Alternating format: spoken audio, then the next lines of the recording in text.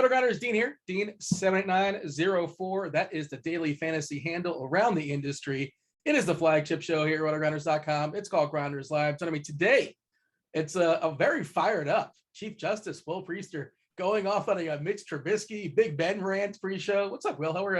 How are things in your world? You're talking about your prop shop, and tell the people out there, if they're not aware, at this point they should be aware, but tell them what's going on there, and tell them where they can, also tilt their face off when it comes to, props such as Big Ben passing yards going over in overtime. Listen, I'm not going to get involved with that for the people. It was just a bad beat yesterday. But here's where I'm not going to complain, Dean. Still made plenty of money in the prop shop yesterday if you were in there hanging out. And hopefully we can have continual repeat success yet. Again, if you want to know what's going on in the prop shop right now, I'm going to give you a live tidbit of what's happening. Something happened with the soccer scoring today. And so we're not going to let Prize Picks screw us out of these soccer entries. And they're not. World-class organization, of course. I do like the guys over there. Ron, thank you guys for always being so nice and kind. Line makers, Brett, always hooking us up when a player's off the board. He will get them added for us. So thank you. But something did happen with the soccer scoring today, and it's got to get fixed. And that just tells you what's going on in prop shop. We have soccer going. We have so many things going. And so it's a good time in there. At any rate, yesterday, Big Ben went over in overtime, cost a few dollars. But guess what? We're here to make you some dollars today for the National Basketball Association, or as we like to call it, the National Blowout Association over the weekend. Yeah, I mean, that happens sometimes. It's just how it goes down, and can't really predict blowouts. And of course, it's going to affect your DFS lineups as well, and make your lineups accordingly based upon, well, if this game's going to stay tight, if it's not going to stay tight, adjust accordingly. And that's why maybe you play more than one lineup sometimes too. By the way, your prop shop, the people are not aware, it is free, doesn't cost y'all anything. It is in our Discord channel. It's right above the live stream chat channel. Why do we have the live stream chat channel? Well, it's so you guys can communicate with us throughout the show. What up there, YouTube? Hit that like button. Do subscribe. Do turn on those notifications. That bell will let you all know when we're going live. Whatever we don't cover, whatever you want us to elaborate on. If you have a 2v2 you're considering, you want to ask our favorite game stack, or, Chief's going to have some Prize Picks selections on layaway as well, too. I'm sure he's going to sprinkle a couple on throughout the show. Don't want to give them all away right away, but I'm sure you have a couple in your back pocket. Go ahead to rotogrinders.com/Discord. We're in the live stream chat channel. Again, we have some premium channels. This one is not a premium channel for whatever reason. The prop shop, it's free. You're a man of the people. That's why. That doesn't cost anybody anything. And Devin, we've been doing this on Monday, Wednesday, and Friday. And I presume since today is a Monday, we've been giving away 1 week free of RG Premium. Our optimizer, all the sports, everything you can think of as far as the sports, with the exception of NASCAR, everything else, golf going on, NFL playoffs. Obviously baseball's not a thing just yet, but the combo platter we're giving away to everybody. Well, not everybody, one person just interacts with us. Devin's going to pick randomly and say, hey, you're the person that wins today. You get yourself one with 1 week of RG. One lucky user. Yeah, is that not what I said? Did I say everybody? Yeah, I'm just jumping in. Dynamite drop in. Okay, yeah, I wanted to make sure, because I know for a second there it sounded like I said everybody gets it. Now that, don't hold me to that one, put an asterisk on that one. One lucky user. Maybe just somehow charm Devin. I don't really know how you make your selections. Is there a method to your madness, Devin, or is it truly random? I'll drop my Venmo in the Discord channel. It's the going rate, like $10, $15. I don't know. If you have to ask Dean, you can't afford it. Yeah, fair enough. Understood. Isn't that that's a movie reference that it's not worth getting into right this second. But again, rotogrinders.com/Discord live stream chat channel. Got our eye on Twitter as well, too, to see if there's any sort of shenanigans going on in the association, who may or may not be playing today. Oh, Bull is not going to be making his debut for Detroit. They just traded Magruder. Magruder is traded to Denver for Bull. We'll see how that goes down. I'm curious how if he gets much run with Detroit. I suppose. Do you think Bull's going to stick at all? Like be in the league in 5 years? No. Is that what you're asking? Yeah. No. That's what I'm asking. I want him to. Like he's a fun player. He's fun to watch. He has like some cool like skills for a man of his like size. But I mean, I think Denver was down to like 6 dudes, and they still are like, nope, not playing that guy. Malone, and then they traded him away. I want him to because I think he's fun, right? But I don't think so. Yeah, he'll probably be great in Europe or somewhere, maybe the G League. I don't know. I mean, I was just wondering what your thoughts were. I'm kind of indifferent right now. I'm not sure because in order for him to stick, he's going to have to go to a team that's going to take a chance on him.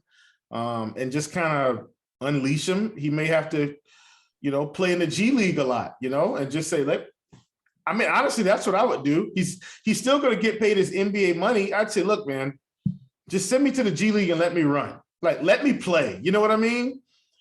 And I think that's what I would do. But hey, I'm not him and he's not me. Yeah, again, I don't think it's going to happen, but maybe I don't know. How old is Bol Bol? Like 23 or something like that? Is he kind of old for a prospect? I'm not really sure. I think the Heat selected him. I remember being excited about it when the Heat selected, and they traded him instantly, basically on the night they drafted him. But hey, it's Daily Fantasy Sports. We care about tonight and tonight only. No Bol Bol, so he's not of our concern. There are 2 games of the 7 games that start at 7 o'clock. Let's talk about that. You're rocking the hat, so it's a Hornets night. Rematch of a game not too long ago. Milwaukee at Charlotte, 236.5 is the total. It's a monster number.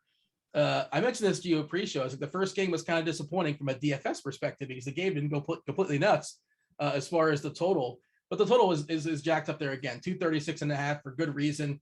As far as Charlotte, they've been fully healthy for a couple games now. They're without Kelly Oubre. Kelly Oubre not available.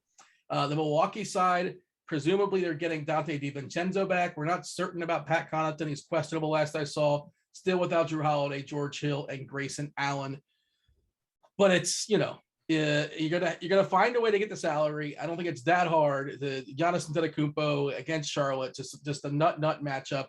Best DFS player in the world playing on the slate today. There's no Jokic, so it's Giannis, and also without Holiday, his minutes have taken a spike up as well too. Yeah, I cannot see myself starting. I don't know about every lineup, but that's my thought process. My favorite play in the slate is Giannis Antetokounmpo. It's not like breaking any news. He's going to cost you, but there's ways to make it work. Your thoughts as far as Giannis, and go with the rest of the Bucks. Yeah, for sure. Especially on DK, I think it's Giannis or bust in terms of Bucks players. I do have another guy that I really like. Doesn't have the same exact ceiling as Giannis, but if Giannis can stay anywhere around 65-ish fantasy points tonight, then I've got another guy that I really like. But I love Giannis in this spot. I talk about it all the time. The Hornets are a fun team. They're going to score a lot of points. They're not going to play any defense. And yeah. That's really what we want, right? If they can outscore you, they will win. If they have to play any defense at all, they won't get there. And of course, they're NBA players. They're going to play some defense. Okay. I'm being, elaborative or exaggerative for a reason. But the point is they're not playing great defense all game, which is, how we're going to get some of these high scoring totals. They're going to play fast. So Giannis is absolutely, at the top of the board. I think Bobby Portis at 6,800 as well. And we've got him projected for 26% last I checked on DK for his ownership. He should be able to grab double-digit boards in this game. Should be able to have double-digit scoring. I'm saying anywhere from 15 to 20 points, right? If he does that, that's going to give him the double-double, a few assists, a couple steals, a couple blocks. And, you're sniffing at 40 fantasy points for Bobby Portis tonight. So I like him a lot as well. Yeah, so it's a tale of two sides for me as far as Bobby Portis, and I love him too. The absence of Cousins has opened up more minutes for him as well. Yes, I kind of solidified his minutes. Cousins now getting reunited with Malone. That's awesome. I don't know how far back you go with the. I used to love playing Cousins. The Cousins Isaiah Thomas team with Malone on Sacramento, not a great team necessarily, but a fun team to watch and like a fun DFS team. The problem with Portis is on DK, he's center only, and we'll get to it. Like Whiteside is still a good value despite how bad he's been of late. Not saying you can't fade Whiteside. We'll talk about that. Nurkic is the last man standing in Portland. He's like that's the guy to me. I feel like Nurkic, despite how my bad, I cut you off, Dean. You can tell I'm a little excited about Nurkic, but I think at 7K, in the matchup with Brooklyn, who we're thinking in our minds, we're saying, oh, they got KD, they got Kyrie, they got Hart. This is going to be a blowout. No. Brooklyn's not playing any defense either, okay? They're going to score a lot of points, but other teams are going to be able to put the ball in the basket. And so I'm very excited to get some Nurk going, even though he played last night. Also, Harden got ruled out. Harden just got ruled out, by the way. Yes! Oh, I knew that was going to happen. Yes! Listen, people, we got on Kyrie in the prop shop already today if they tailed. Thank you. I knew it. Look, these guys are playing too many. I knew it. And in fact, sorry, guys, I know you can see I'm excited. Please forgive me. I will tone it down in my hot microphone here. Relax, you're getting too excited. Yeah. I'll tone it down. But this is something we actually discussed on the morning grind last night about the fact that, KD and Kyrie, KD or Harden, one of these guys or both could sit, which would open it up. This actually gets me more excited. So here's what you need to do now, folks. In the prop game, no, it's not too late. If you're interested in props, just go ahead and start hammering Portland. Because see, what they do is they pull down the Brooklyn Nets, and they do nothing with the Portland guys. Well, if Harden's not playing, guess what you need to be doing? Go ahead and get on Nurkic's rebounds. Just start hammering that button, right? He was at 11.5. He's probably going to get 13, 14 rebounds tonight. You get what I'm saying, Dean? Like, we always go to the team that's got the news, but we don't go to the other side when essentially Harden being out is going to help Portland stay in the game and possibly play better. So Norman Powell's out. Oh man, this is fantastic. This may have become the game of the night. Basically. This may have become the game of the night very quickly. Oh yeah. Well, I think it's sandwiched, right? Like the Milwaukee-Charlotte game is like in the game 1 and game 7. I guess that's 10 o'clock game as well. Man, because I didn't get it. Brooklyn played yesterday. They went into overtime, I believe. They each, Harden and Durant both played 40+ minutes. Kyrie didn't play yesterday. He's going to play today. It made all the sense in the world. I think this is a makeup game too. Like one of the games they canceled for COVID. It made all the sense in the world for them not to make the trip. But my understanding is they made the trip. Like Durant and Harden made the trip. Why fly him out there if you're not even going to play him? And I'm like, okay, well, I guess they are going to play. It doesn't make any sense. And against the Portland team, it's all beat up. But yeah, that's kind of what we're waiting for. But Durant and obviously Kyrie are going to be really interesting. We'll talk about that game soon enough. And I have some thoughts as far as Nurkic too, because Nurkic played a season high minutes last night, and it's a back-to-back and somewhat concerning. But at the same time, they've said he had some conditioning issues. We'll get to all that later on in the show. But all right, let's finish off this Milwaukee-Charlotte side. Portis, amazing play on FanDuel. He's actually projected to be a higher owned player because not only is he center eligible, he's power forward eligible. He's got some versatility to him, and his price is $6K, which is completely goofy. One of the best first plays you put in on this slate on FanDuel. It's a really, really hard fade. Giannis is awesome there too, obviously. Other pieces like Middleton is fine. He's like my third favorite at Milwaukee. I don't think I get to anybody else on Milwaukee if I'm running 4 or 5 lineups or something like that. If you want to sprinkle one in Aurora, I suppose you can. You have any thoughts as far as the rest of the Bucks? We love Giannis. We love Portis. Nah. Middleton's fine. At this point, I'm not. It's only Giannis, and I might not even be playing Giannis tonight at this rate. Yeah. Well, you think Durant is a better play than Giannis now? Yeah, for the price discount. And Kyrie's absolutely in play now. You get what I'm saying? It's the price distribution. Dean, we live in a world of a salary cap. I know. And so when that occurs, and I'm able to get Kevin Durant at 10-6 with no James Harden, it's just him and Kyrie. I still like Giannis for what it's worth. And so perhaps Giannis's ownership comes down that still keeps you on him, for tournaments. But Kyrie's ownership is probably about to, yeah, you can. Kyrie's ownership is probably about to go through the roof, though. Not through the roof, but it's definitely going to probably get near 20%, as it should. We got a fully healthy Charlotte side with the exception of just one player, Kelly Oubre. On DK, the prices are all kind of sort of fair. LaMelo, he gets the foul trouble too often, but it happened last time out again. But in theory, there's some upside in that 9.3 asking price. FanDuel specific as well. LaMelo at 8.4 for LaMelo on FanDuel. That's really interesting. That he's the one that's popping the most at 17% as far as our lineup HQ tool. Obviously, these projections are fluid, and it's an hour and a half before game one even starts or tips off or before lock. But I like that 8.4 asking price as a run back here playing Giannis as well too. Rozier is fine. Bridges, I like Bridges on DK. 7.9 on FanDuel. Bridges on DK is a pretty good price at 7.4K. This is your team, man. What's your rundown as far as Charlotte? How much you prioritizing them? I'm not playing anybody from Charlotte, really. Terry Rozier's okay. Ball's okay. I just, it's going to be a good game. Maybe Cody Martin, like maybe at 4,100. But I feel like everybody's priced the way they should be. Even though Oubre is going to be out, I just think it's more minutes for Rozier, more shots for Rozier. All right, let's move on to the other 7 o'clock game. Utah in Detroit, 223.5. It's a total. Utah is an 11-point favorite, despite the fact they're without Joe Ingles and Rudy Gobert and Rudy Gay. All the Rudies are out.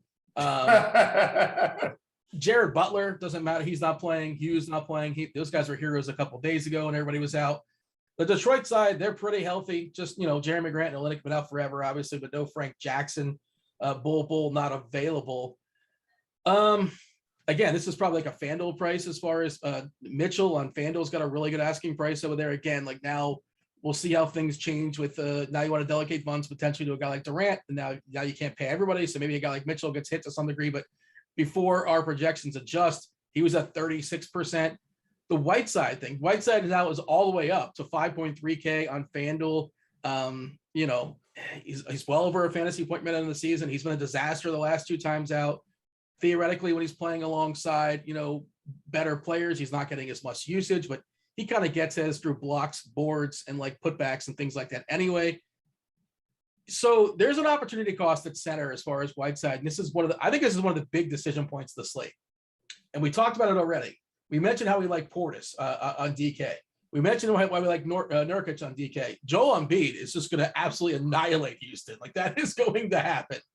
It's not absent as far as studs. And I guess my question is Whiteside, right? He's 41% projected own right now on DK, 5.2K. You can roster 2 centers, obviously. You probably want to do that tonight. That seems like the ideal path. Whiteside, like how many points does he have to get for him to kill you? And like, how do you feel like you want to be over or under that 42%? Because he could be theoretically a good math play and put up like 29 points at 5.2K. And that could hurt you, if that makes sense, because 2 other centers go crazy. So just his position weakens the appeal for me, even though it's a good math play, if that all makes sense. Well, what are your thoughts here? Yeah, well, I think what it is what I'm going back to, Dean, is I'm thinking of a time when I remember Hassan Whiteside was starting to play. This is when he was in Miami and Bam Adebayo was kind of taking over, right? And so Whiteside was kind of the backup. And I think he went from playing, and I hope I'm not lying on this, or I'm not trying to do it intentionally. Let me say that. But I distinctly remember a time where Whiteside was around the 3,800 range, the 4K range. This was a couple of years ago. And he had started picking up minutes, 20 to 25 minutes a game. And so the idea was that, well, if he starts getting 20 to 25 minutes at this price, we got to start taking some shots because his point per minute ceiling was too high for the price. Well, he's on a different team, maybe a slightly different role. I don't think he's going to take a lot of shots, right? Because if you look at the past couple, he's just not taking shots. Well, he's also not getting double-digit rebounds. He's also not getting the stocks, which is what we want, right? If he's going to get 4 or 5 stocks and 15 rebounds, he's already going to pay this price tag off. You get what I'm saying? And, and now he only has to score, 8. If he gets 10 points, it's a double-double. I'm not sure if it's the same Hassan Whiteside. And so I don't want to live in the past because that's not who he is anymore overall. But given the opportunity and the matchup with Detroit, it keeps me intrigued at 5,200 today, right? If he was playing Cleveland, I'd hit the X button. Now, it's funny you say that, by the way, not to cut you off, but I think he's more appealing against Cleveland just because they're a bigger team, and there's more likely they might use his size. even though it's a bad matchup, Right. I think there's a chance that they don't need him in this game against Detroit, where we might see Trey Lyles, revenge game, play some 5, like more 5 than expected. And Stewart is not 100% out of the coach's mouth. So that's kind of, and also Whiteside's objectively terrible. He's like not good. There's okay. Well, let me finish my full range of thoughts, D, because it's in my head. So I said all that to say, I do think it's reasonable that he can be played today because it's Detroit and they're terrible on defense. Now, the tournament player in me says 41% on Hassan Whiteside, X button. And I know I went kind of around the house, but I want to have a full range of thoughts about it. And so, at 41%, I'm willing to take the X or hit the X button and just not play him at all, and play some other guys like Jakob Poeltl for a few hundred more, against New York. Stuff like that, right? And of course, I've already talked about it. Favorite center on the board is probably Nurkic. But all in all, I'm willing to do that. And then also, and we'll get to this game, for the price, Alex Len might actually be a better play. We'll just talk about that later, though. Oh boy, I don't want to. You're going to talk about Alex Len. I ain't talking about no Alex Len. That is not. Well, you know what? Okay, Dean. You say it now. It is ugly, but what I'm saying is Alex Len is 3,800.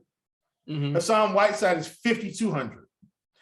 Now, for the same reason you said, well, Hassan Whiteside, I would think they probably need him against Cleveland because they're bigger. Alex Len is bigger. He's 3,800. He's played 20. He played 27. Listen to this: 27 minutes against Denver. Now I know he didn't play that same amount against Atlanta, and I know it's fluid there. He played 27 minutes against Denver, put up 39 fantasy points. Played 23 minutes last night against Portland, put up 30 fantasy points. And tonight he gets Cleveland, worst matchup.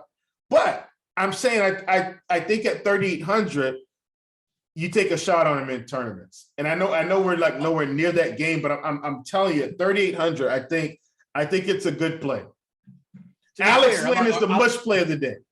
To be clear, I'm not arguing you can't play Alex Len. I just want the Kings relegated. Like the Kings they're a disaster team. I hate trying to figure out the rotations. There's no rhyme and no reason to half the time. And it's like deciding between, Bagley and Len and Thompson and Metu. And, it's just an absolute mess. But I hear what you're saying. Yeah. And last thing too, on this Pistons-Utah game, I would be remiss if I didn't give out any props here. So one of my props for the day is in this game, and that's Isaiah Stewart under 8.5 points. And I need to go get that on Scores and Odds to see how I can get the boys to put that up.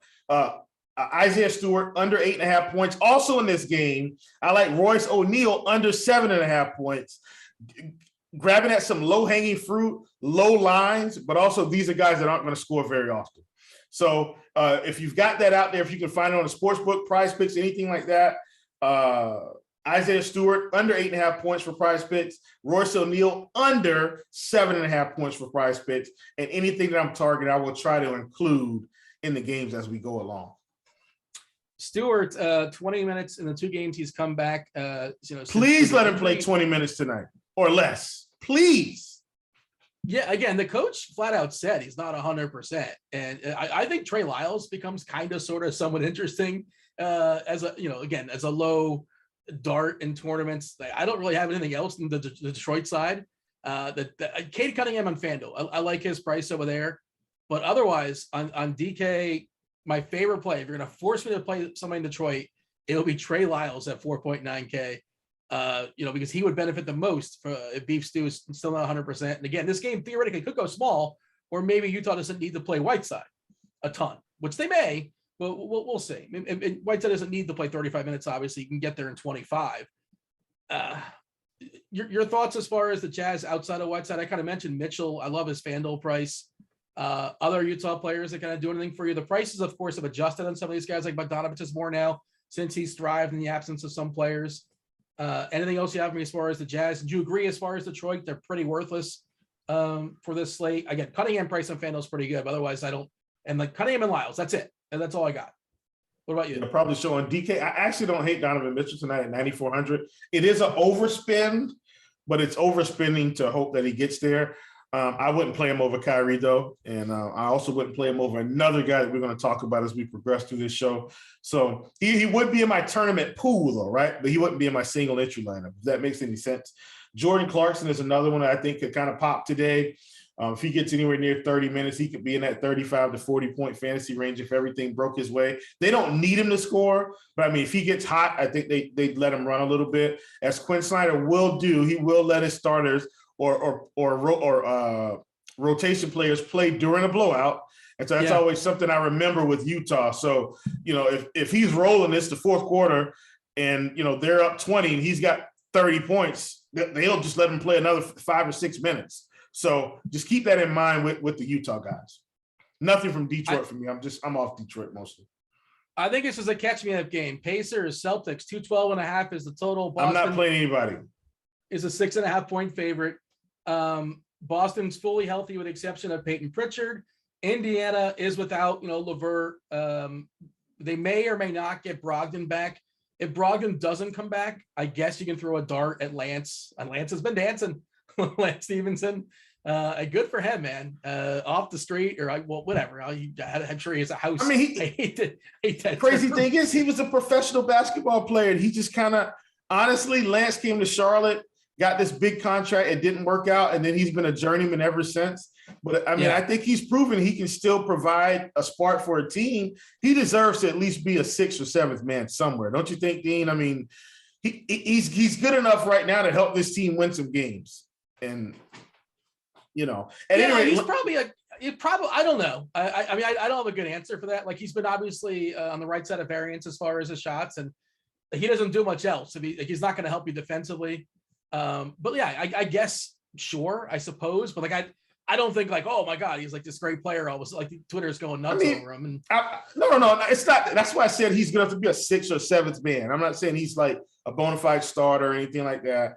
I guess I will say this at 5,500. I know I said I wouldn't play anyone, and at 5,500, with the way he's been producing from a fantasy perspective, it probably is worth it to include him in your build for 150, just in case. You need Brogdon out though. Yes, absolutely. Brogdon has to be out. I mean, he goes off for another 45, 50 at 5,500. I think it's worth it to include him in your multi-entry build. I'm trying to see. I'm pulling up our projections right now, and we don't have Brogdon in for the record. We're projecting Lance to play 28 minutes and put out about 22 fantasy points or so, which is not a good quote unquote math play. But like you said, he's also a guy that gets on the right side of variance. I believe he closed last game over Miles Turner, which is just, you can't assume that's going to happen again. Like, you can't predict that, but that's like something that can happen. And again, in a slate that has so many good studs, we'll talk about Embiid in a second. Reason why Embiid's awesome. Durant, we've already kind of touched on how, why he's going to thrive tonight in the absence of Harden. We also have Giannis with the absence of Holiday.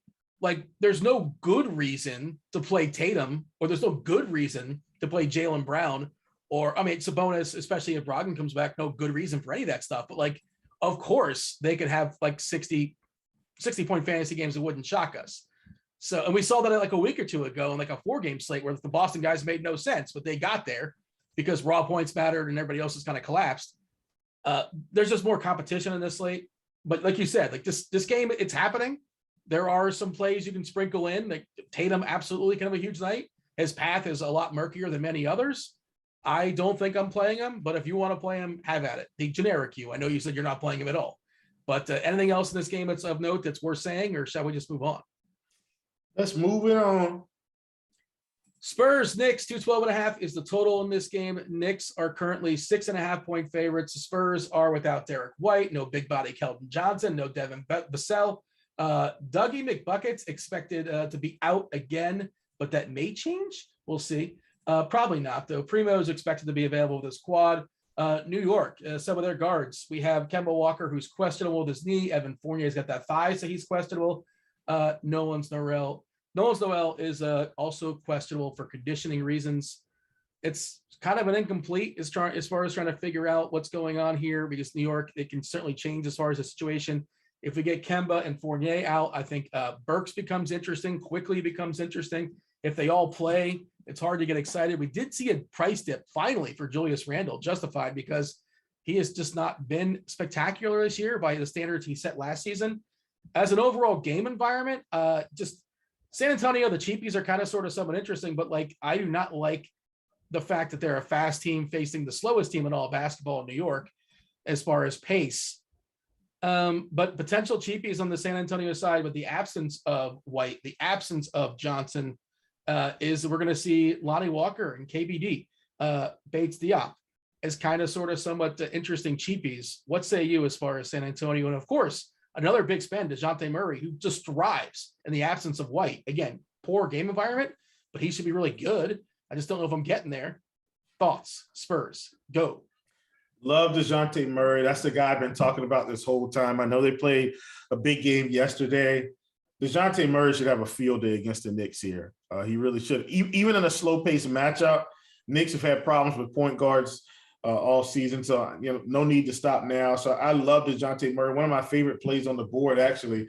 The problem is we've got so many good plays now with Kyrie coming in a little bit cheaper than him and KD a little bit more than him, who's you can actually, KD could put up 50 real points. Not that DeJounte couldn't, but that's not his MO. His MO is full stat production, right? If DeJounte is going to have a big game, it's going to be more like 25 points, 12 rebounds, 12 assists, something like that, where KD may be more like 40 real points, 8 rebounds, 6 assists. I still really like DeJounte, though. I think he's going to go a little overlooked here on this slate as a result of all the late breaking news. And as I always say, I don't want to get away from someone that I've been on the whole day just because of the late breaking news. DeJounte is someone I've liked all day. I still think the fantasy production is going to be there, so I'm in on that play. Other than that, not a whole lot that I think I want to play. I will say from a props perspective, DeJounte Murray is sitting at 2.5 free throws on Prize Picks. That's one that I like. He's sitting at 19.5 points pretty much across all platforms. Really like the over on that one as well. And Jakob Poeltl, I think, is sitting at around 11.5 points. I actually like the over on that today, mainly because our RG projections, statistical projections, had him around 14.5 today. And I did want to check that again just to make sure that it did not update and flop on me. But if that's still the case, I like him a lot. I saw Lonnie Walker floating around with a projection of around, he's around 16.5 on the sites. Yeah, Jakob Poeltl, we've got him at 15 points flat almost in our projections. And then we've got Lonnie Walker at about 14.5, where the sites actually have him at 16.5. Good opportunity for an under there with that 2-point gap. I'm pulling up our projections now on the DK wise as far as San Antonio. And, that's just a place where potentially you're looking for salary savers and Walker, like you mentioned. We're projecting 28 minutes for Walker, 32 for KBD. As far as fantasy points, we're looking at like 25 or so for Walker at 4.2K on DK and 22-ish for Diop, making them interesting cheapies somewhere in the 20% range as far as some salary savers. We're talking about all the studs we like. How do we make that stuff work? It's guys like that. I fired up the old Court IQ here at Rotogrinders.com, and I fired up the Spurs kicked off White. No White on the court. And what do we see as far as specific to Murray? And per 36, we see Murray get a bump of 4.85 DK fantasy points. So that's, assuming he plays 36 minutes, you can project around, 4.85 more fantasy points. Of course, there are other factors in there, but he's just better in the absence of White. 1.47 DK points per minute. Again, I don't necessarily love this matchup, but of course, he's got to be in your pool. What about New York? I guess it's kind of an if-then conversation. As of right now, if Fournier and Walker play, I don't have a lot of interest in any of it. But again, playing up in pace is interesting. I like the Randall price. I think on Yahoo, he's got a pretty good price. So they kind of dropped him significantly over there. Again, ideally, you get Fournier and Walker off the court. We shall see. Stay tuned on that. If they move, I think Burks would be interesting and quickly, who drew the start last time. But, he's in play. What can you say as far as the New York side? I'm really not that interested in New York overall. I wish Alec Burks was just kind of crushing, right? Like at one point, Alec Burks was, going off for 35 fantasy points almost every day. And that's just not the case anymore, even though he's getting the minutes. RJ has been playing okay. I mean, he's been inefficient at times. Like he shot 33% against Boston, 26% against Boston the game before that. Like it's just, it's been tough sledding for him with this kind of expanded role, with him having to kind of score a little bit more with all those guards out. So I don't really want to get involved there. I will say this: Julius Randle's 9,100. I think the price is back to being fair, right? He does still have 50, 60 point upside. Everything's got to break his way. He's probably going to need to score 25. He's probably going to need to have 10 to 12 rebounds. He's probably going to need to have 7 or 8 assists, a couple blocks, and a steal. I think it still can break his way against this team at 9,100. I would be including Julius Randle in my mass multi-entry bills for sure. Not really in on too many other guys, though. Just ran some optimals or updates have changed. I want to see how the news there with Harden changes, like kind of the big builds and just kind of overall stuff. And I'll get back to you in a second. Currently running them right now on DK, running 100 lineups on DK, running 100 lineups on FanDuel, and we'll see how that turns out. I guess we're done. We'll move on with that game, right? 3 games left. Let's talk about Philadelphia and Houston. 226 is a total. It's a pretty big old number. Kind of a schedule blowout to some degree. Houston is a 10-point dog here. By the way, I just got some news here on the old Twitter, as expected. Pat Connaughton and Dante DiVincenzo coming out of the COVID protocols. They are available, but they're going to have their minutes monitored for what that is worth.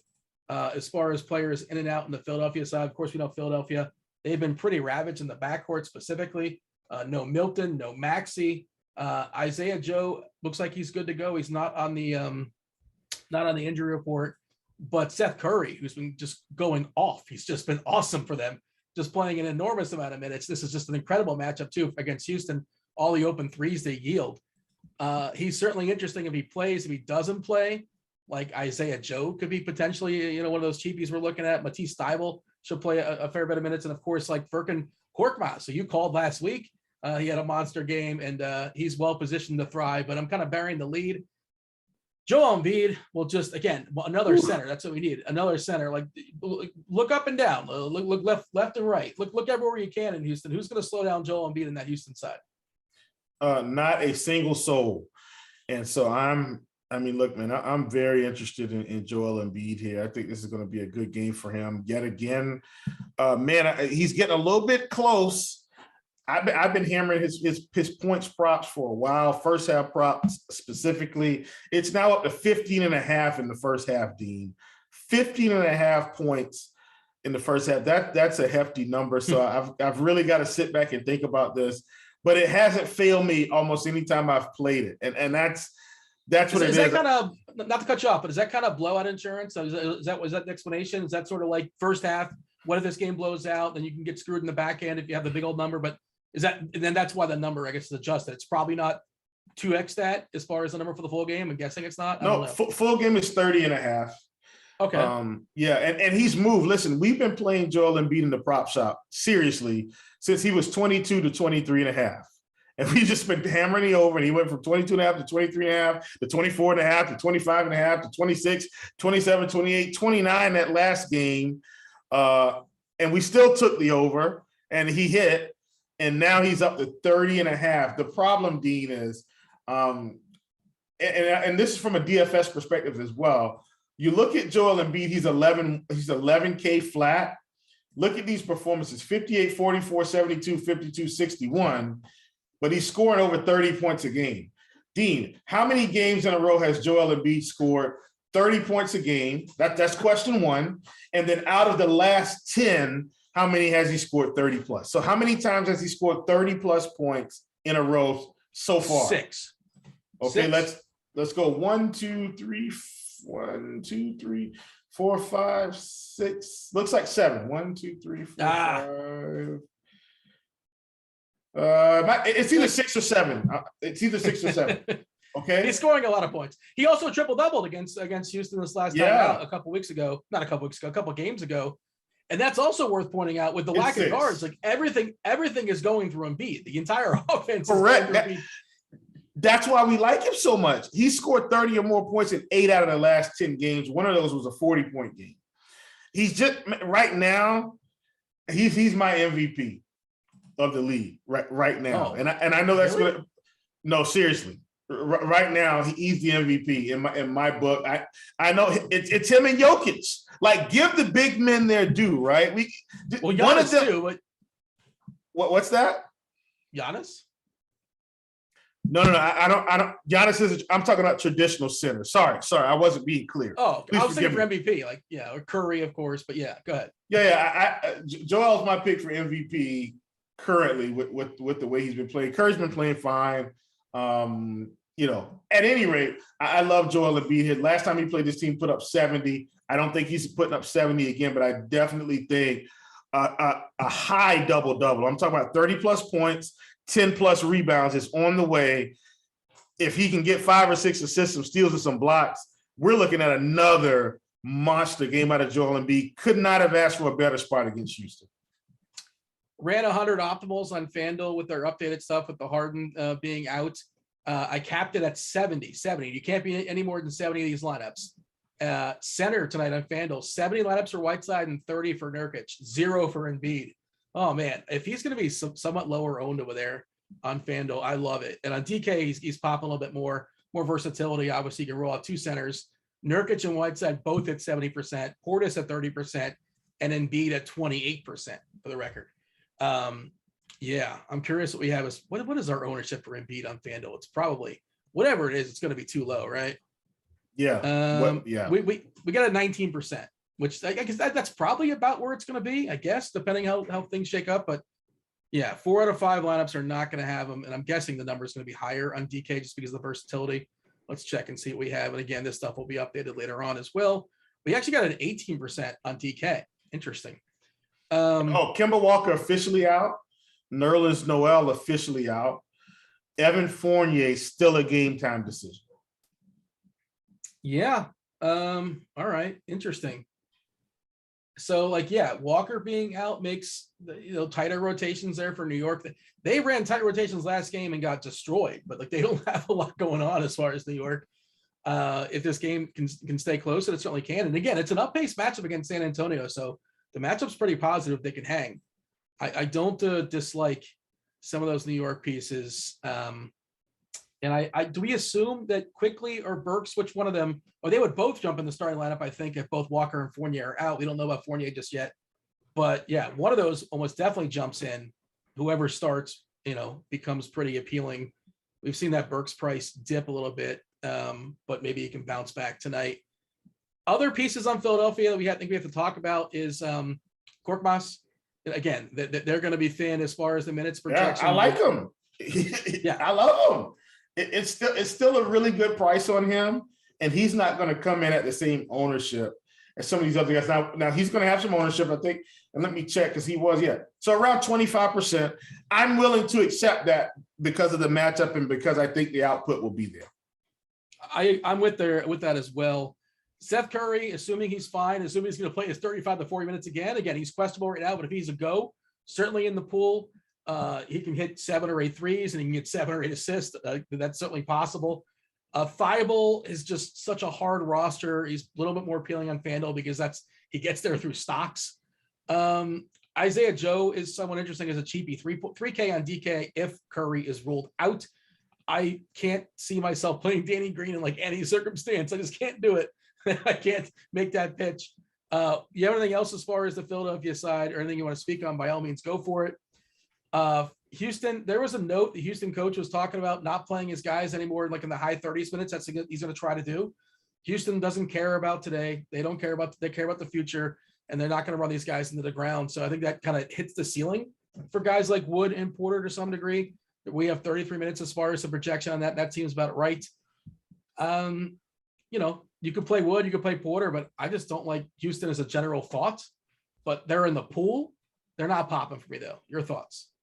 Yeah, I've got the unders on everybody on Houston today. So they all get the X button in DFS and all unders on Prize Picks. In fact, Jalen Green from the Houston Rockets was in my 2-pick power today. So my 2-pick power, official 2-pick power from the video was Isaiah Stewart under 8.5 points. Jalen Green under 25 fantasy points. He's since dropped to 24. I don't care. Still would take the under on 24 fantasy points for Jalen Green against Philly in a tough matchup where they should essentially get blown out again.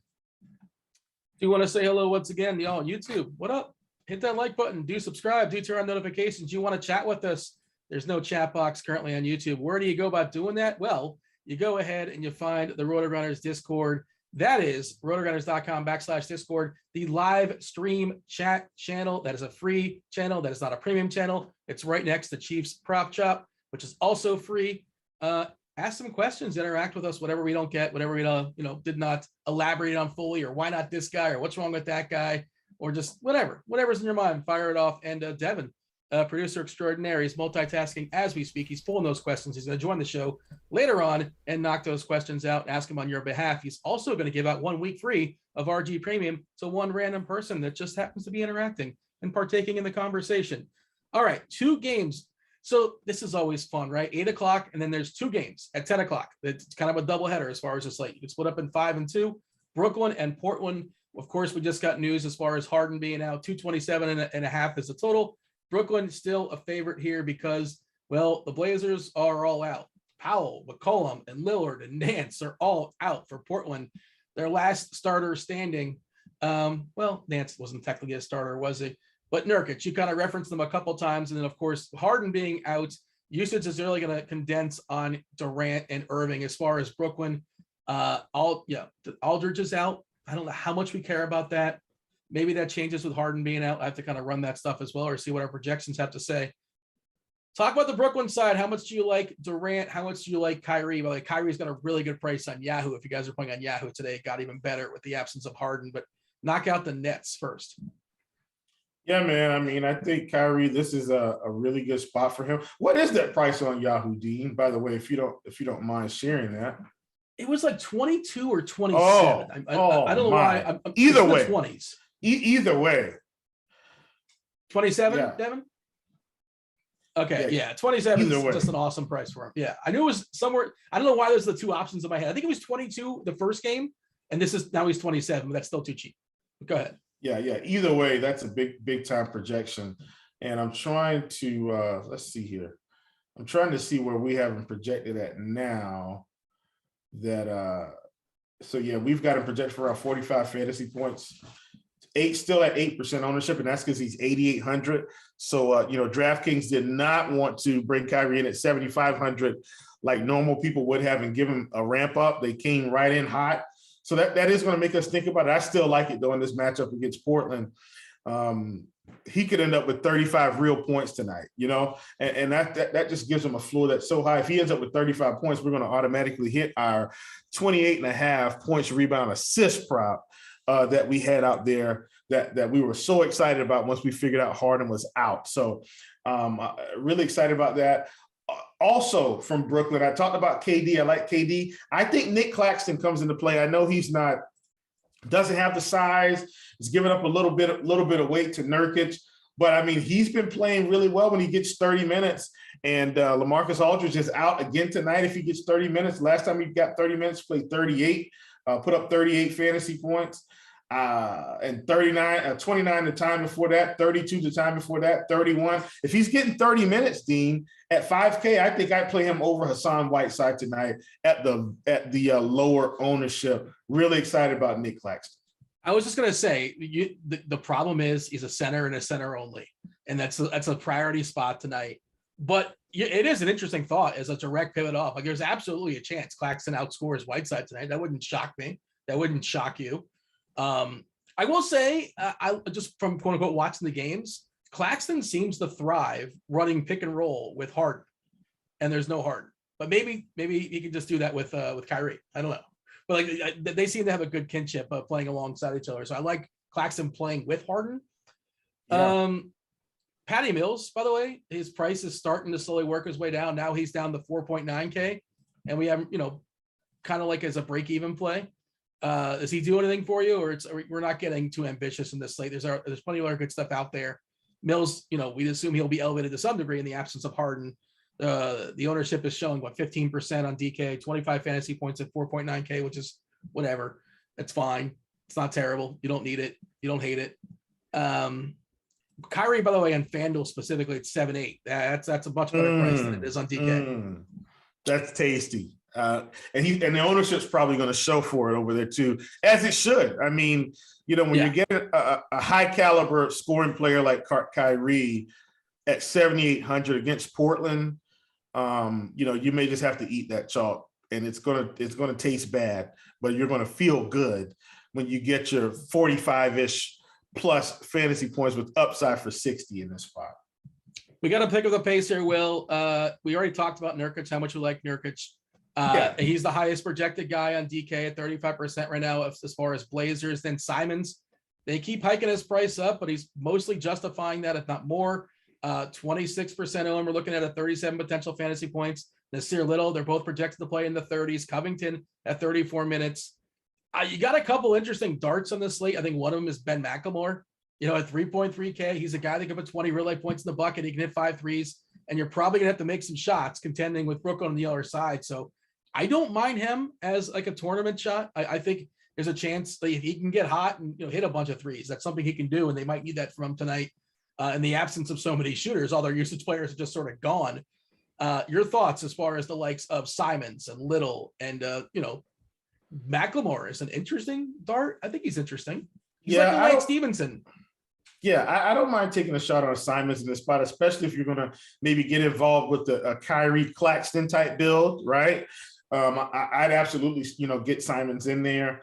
Don't hate Nurkic, right? But if you're playing Claxton and Nurkic, you're taking up 2 center spots. I get it. Just so many good centers tonight. I think you just need to mix and match and get the job done. But Simons would be at the top for me with Nurkic.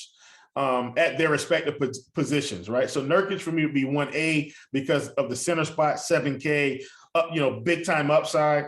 Simons would be, 1B for me at his spot, point guard, shooting guard eligible, is able to score 25 to 30 real life points or more. So that's kind of the value I think he brings. Ben McLemore, I actually don't like him more than Alex Len. I know we're getting to that, but at 3,300, I don't hate it in a spot where, like you said, they are going to have to score some points.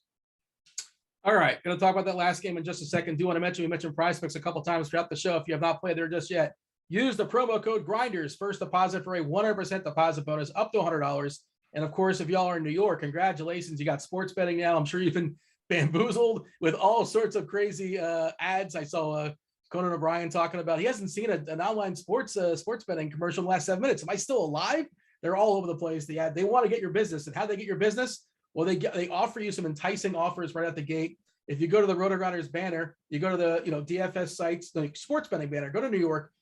We have all sorts of offers specific to like Caesars, $300 free, a $3,000 match, FanDuel, a $1,000 risk-free bet, $1,000 deposit bonus on DraftKings. Like, good. I'm so jealous. Living in Florida, we had Hard Rock really short period of time. It was a monopoly. You know what they offered us? $100. That's it. Take it or leave it. You want to play someplace else? No other options. That's it. Just us. All right. Last game on the slate. And we got to be quick because we got to bring Devin on here. Feel free to be concise. I'm just going to yield to you. Cleveland, Sacramento, 219.5 is the total. Sacramento is a 5-point dog. Who appeals to you in this game? Alex Len. I know I've been talking. I don't really want to play anymore. Initially, I was thinking about playing all the bigs. Mobley, Allen, even an overpriced Kevin Love, but I just don't think I want to do that now. I think out of this entire game, originally I thought I wanted to play some De'Aaron Fox, and I think I still would include him in my major tournament build, like my 150, but really it's just Alex Len and De'Aaron Fox. That's it. Sacramento expected to be mostly healthy with Arrow without a couple of their bigs, which is why Alex Len is kind of which is why he's interesting. No Rashawn Holmes, no Damian Jones. Also worth noting as far as the Cleveland side, Garland is available. He was within question earlier today. I thought Rondo could be kind of sort of someone interesting. Revenge game. He did play for the Kings. It did happen. As far as those 3.3K guys go, like McLemore and Rondo, I think he's in that bucket. If you're running 150, it's not the craziest thing to do. And maybe like things might happen from 8 o'clock to 10 o'clock. This is the NBA. This is the association. Goofy stuff happens. Maybe they become more interesting. Use that spot appropriately. All right. But as far as ownership, nothing's really popping on DK. 17% for Rondo actually is the biggest number. DK specifically. On FanDuel, different story. Garland's got a great price at 7.7K, so he's 30%. Good matchup. Just kind of running the show there. Devin, what's going on, dude? Do we save enough time? Do we yammer too much? We got 5 minutes for the people, give or take. And I know you've been compiling some questions. You're giving out some RG Premium. Do you want to just name the person? Have you selected somebody just yet? Yeah. Once a user who I've admired their username. You know, Dean, I love whenever we see people in the Discord and they have a very unique name. Something, you know, it's funny. It's right on the tongue. Bang the Drummond, winner of a free week of premium. So I'll touch base with you. I'll touch base with you after we lock here. But we do have some questions. We can hop into that. Let's see. First one comes from Flores Mark. DK Tournaments, thoughts on Rondo? We just talked about it. I think he's interesting. I think he's in play. What do you have, Will, as far as Rondo? I'm not playing Rondo tonight. It's a lovely. I mean, I'm not excited about it, but I wouldn't say you can't play it. So, I mean, look, he's playing. You know, he's going to play 25 minutes, 20-ish minutes. I get it. I play Rondo over Ben McLemore for sure, like straight up for sure. I got. That's something I might have to consider. Go ahead. I got to tip my hat to Mark though. He's been nailing him. He had Monk last week. He had THT last week. I'm gonna have some Rondo in my multi-entry builds thanks to Mark here. Bang the Drummond. Who are the Charlotte runbacks not named Ball? Well, I wouldn't be playing Ball anyway. Maybe Terry Rozier, maybe Cody Martin. That would be it for me. I like Miles Bridges on DK at 7.4K. I think his minutes are the most secure. DK Tournaments. Power rank these bigs. Nurkic, Portis, and Whiteside. And that's DK. Nurkic, Portis. Whiteside should not be in that conversation, in my opinion. That's some strong words. I like it. Chief, do you like if you're playing cash, I would probably play Whiteside. But I'm assuming that's a tournament question. I think it's a really good spot to be below Whiteside's projected 40% ownership, whatever it is. So I agree with Chief, and I'm going to play some begrudgingly, but I want to get less if possible. All right, here's one for Chief. Do you like PJ Washington tonight? Not really. All right. Casey Douglas wants to know, DK Tournament, who's a good value pivot from Whiteside? Will, you said you're not on him. Do you have a potential swap for that? Yeah, absolutely. Nick Claxton, he's on the list. Alex Lynn is on the list. Jakob Podol is on the list. Those are the main ones. While we're on it, because I actually wrote this one down myself. Will, you're on Alex Lynn, and I saw that in Lineup HQ, and I had similar to Dean's reaction, where a bit of repulse would be a word that comes to mind. But if you're signing off on him, because I'll keep him in my pool. Yeah.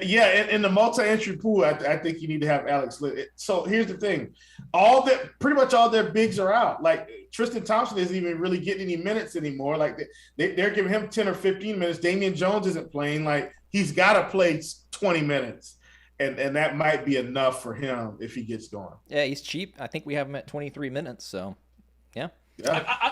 My reaction is I'm scarred by playing Alex Lynn. Like he starts.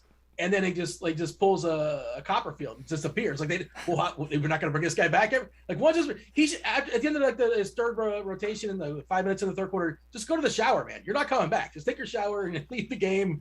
Pull Antonio Brown. Oh gosh! Like Will was saying, they might need him, because Cleveland's a team that they have some size, and then they probably have to counter it. And what's their size? Bagley, Thompson, and Len. That's it, right? So, and he's not a terrible fantasy player, if he gets opportunity. But again, those rotations in Sacramento, they're just fickle. So, but the scenario today does suggest he's got a greater chance of getting more minutes than a typical situation. So I get it. I get the thesis. I think to Davey's credit, we'd rather a Copperfield than a Draymond, right? I did not play yesterday. Listen, what happened? Draymond started. I made so much money on Draymond last night. So here's what happened. And I know we got to go. Do we have time to explain this? Because I meant to look into it. They announced that Draymond wasn't going to play. So everybody was thinking Draymond was going to be out. Some people were thinking Draymond was going to be in. They announced that he was going to start the game, do the initial tip as kind of an honorary thing for Clay coming back. Then he was going to get an immediate foul and go sit down. So for everybody that was in the prop shop that had the news, we were like, hey, whatever Draymond under you can get on, get it, put something else with it, and get out of there. We got it in with a little bit of time to spare, and it was the most beautiful under we ever had in our lives. Yeah, because if he didn't play a second, or if he didn't play, the bet would have been voided. But correct, but he played over a second and committed a foul. He played about 8 seconds to be exact. Money was in the bank. And just for good measure, committed a foul. Yes. Well, he couldn't play, or I guess he was injured. I just don't understand. Like, it's cool that Clay's back, and I'm happy too. It's awesome. It's great. But like, we really need Draymond to be in the court for this comeback. Hey, Draymond, from the bottom of my heart, I thank you, sir. Because after that Big Ben debacle, I needed a segment in my life of relief, and I got it with the Draymond effortless under. I will piggyback the crap out of this. If I knew going into a game that somebody was going to pull that, I'd love it 9 times out of 10, because I could do exactly what Chief did, is just take all the unders. Yeah. I just don't understand why that was like so important for him to be on the court. But okay, for the starting lineup, right? I know they've had a history together, and they're going to play together next week, right? Well, whatever. Go ahead. All right, DK tournaments. We got a couple more to wrap up here. Thoughts on KBD 3.8 on DK? You don't play him because you love him. You're playing because he helps you get guys that you love. He's fine. He's not probably going to break the slate, but he probably doesn't crush you either. That's what I got. Slambert wants to know, is Lance Stevenson going for the hat trick? 3 games in a row? He could. Like I said, I would keep him in my player pool. I wouldn't fade him. You need Brogdon out, for the record, I should stress, if you're going to play Lance. And his price got hyped up as well. Last one, we got to get a Korkmaz Whisper take from the Korkmaz Whisperer himself. Play him as Houston. All right, Dean. Land the plane. We got to go. Yeah, thanks, Devin. Do appreciate y'all participating. Shout out to Bang the Drummond, getting yourself 1 week free of RG Premium. You too can get yourself 1 week free of RG Premium if you just participate with our Discord. Have at it. Rotogrinders.com/Discord, the live chat conversation. Joining us tomorrow and every day, the rest of the week. That was Will. That was Devin. That was basketball. If you guys are premium members, stay tuned. Go to Rotogrinders.com. They get the crunch time. We'll knock it out for you. Whatever questions we didn't answer, they'll answer for you happily. Take you guys straight up to lock. Whenever news breaks, they'll break that down as well. I was Dean. I was your host. We're out of here. Holler.